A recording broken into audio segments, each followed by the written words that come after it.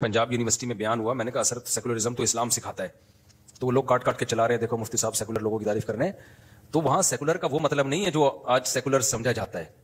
Secular इस sense में कहा है कि सेकुलर कहते हैं आजाद ख्याल। क्या कहते हैं भाई? जो ना कल्चर के असर को कबूल करता है, ना मजहब के असर को कबूल करता है, सेकुलर को उनको कहा जाता है। तो हकीकत यह है, इस सेंस में तो सेकुलर कौन है? आजादी असल में इस्लाम दे रहा है आपको खुलेआम, आपको कल्चर से और हुकूमतों से और हर चीज से आजाद करके आपको कहते हैं तुम्हें खुद सोचो, अफला यंजुरून इलल इबिली कैफ खुलिकत, अकल से काम लो ना। ऊंट को हमने कैसा बनाया और आसमान को हमने कैसा बुलंद किया, ये बारिश कौन बरसाता है, वफी अनफुसिकुम, अपनी जात में गौर करो, अम खुलिकू मिन गैरि शैइन अम हुमुल खालिकून, खुद से कैसे बन गए।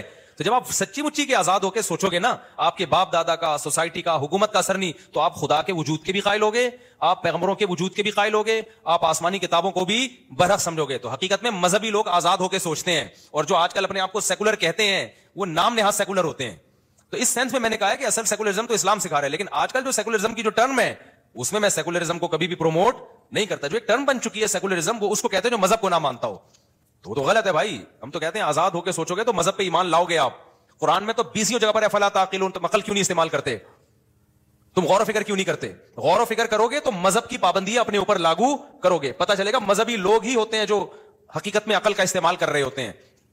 क्योंकि अकल कहती है खुदा की गुलामी की तरफ आ जाओ, खुदा से आगे बढ़ने की कोशिश मत करो। इस सेंस में मैंने कहा है कि इस्लाम जो है वो असल तो इस सेंस में मैंने कहा है। वरना ये जो आजकल के जो सेकुलर, जो इसको इस्तिलाह एक टर्म है, उस सेंस में मैंने सेकुलर लोगों की तारीफें नहीं की हैं। वो तो बर्बाद कर रहे हैं दुनिया को। हम पाकिस्तान को सेकुलर स्टेट नहीं बनाना चाहते, हम पाकिस्तान को एक इस्लामी स्टेट बनाना चाहते हैं। और मजहबी लोगों को हम समझते हैं कि मजहब जो है और मजहबी लोग जो सही में मजहब को फॉलो करते हैं, वही इंसानियत की निजात का जरिया है, वही इंसानियत को तबाही से बचा सकते हैं।